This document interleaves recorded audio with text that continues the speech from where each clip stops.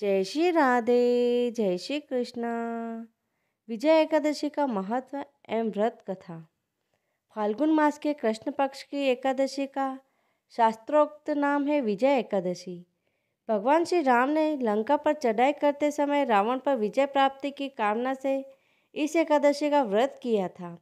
सभी प्रकार के दुख दूर करके सभी कार्यों में विजय और सफलता प्रदायक इस विजय एकादशी को भगवान विष्णु का पूजन किया जाता है। युधिष्ठिर बोले, हे जनार्दन, फाल्गुन मास के कृष्ण पक्ष की एकादशी का क्या नाम है तथा इसकी विधि क्या है, सो सब विस्तार पूर्वक कहिए। भगवान श्री कृष्ण बोले, हे राजन, फाल्गुन मास के कृष्ण पक्ष की एकादशी का नाम विजय एकादशी है। इस व्रत के प्रभाव से मनुष्य को विजय प्राप्त होती है। विजय एकादशी के महात्म्य के श्रवण व पठन से समस्त पापों का नाश हो जाता है। एक समय देवर्षि नारद जी ने ब्रह्मा जी से कहा, महाराज, आप मुझे फाल्गुन मास के कृष्ण पक्ष की विजय एकादशी का व्रत विधान बताइए।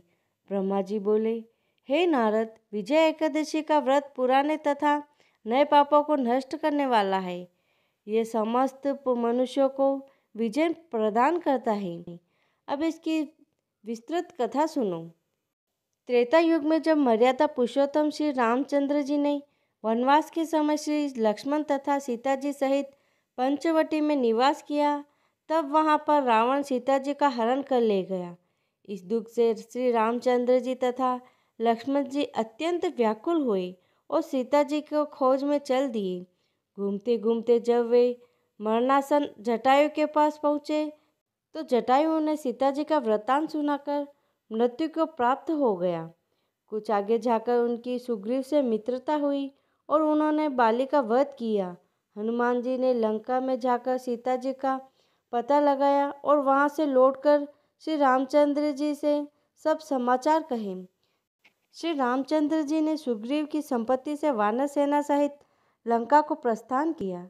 जब श्री रामचंद्र जी समुद्र के किनारे पहुँचे तब उन्होंने मगरमच्छ से युक्त उस अगाध समुद्र को देखकर लक्ष्मण जी से कहा, इस समुद्र को हम किस प्रकार पार करेंगे। तब लक्ष्मण जी बोले, हे पुरुषोत्तम, आप आदि पुरुष हैं, सब कुछ जानते हैं।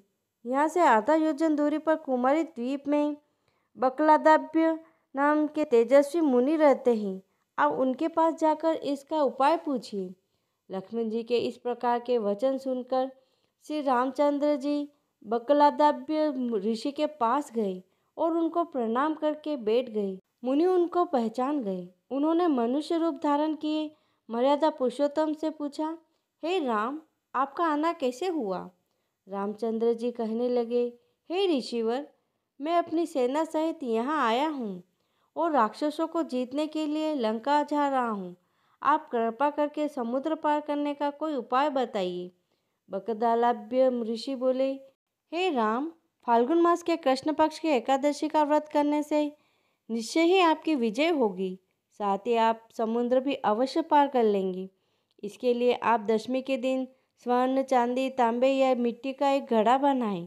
उस घड़े को जल से भरकर तथा 5 पल्लव रख वेदिका पर स्थापित करें। उस घड़े के नीचे सतंजा यानी कि 7 अनाज मिले हुए आदि ऊपर जोड़ रखें। उस पर श्री नारायण भगवान की स्वर्ण मूर्ति स्थापित करें। एकादशी के दिन स्नान आदि से निवृत्त होकर धूप, दीप, नैवेद्य, नारियल आदि से भगवान का पूजन करें। तत्पश्चात घड़े के सामने बैठकर दिन व्यतीत करें और रात्रि को भी उसी प्रकार बैठे रहकर जागरण करें। द्वादशी के दिन नित्य नियम से निवृत्त होकर उस घड़े को ब्राह्मण को दे दें। हे राम, यदि तुम भी इस व्रत को सेनापतियों सहित करोगे तो तुम्हारी विजय अवश्य होगी। श्री रामचंद्र जी ने विधि पूर्वक इस व्रत को किया और इसके प्रभाव से दैत्यों पर विजय प्राप्त की। अतः हे राजन, जो कोई मनुष्य विधि पूर्वक इस व्रत को करेगा उनकी दोनों लोकों में अवश्य विजय प्राप्त होगी।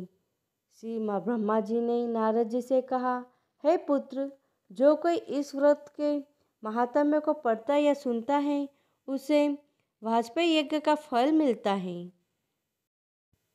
24 फरवरी एकादशी करने वालों के लिए आज के दिन सिंगाड़े का सेगा लेना चाहिए।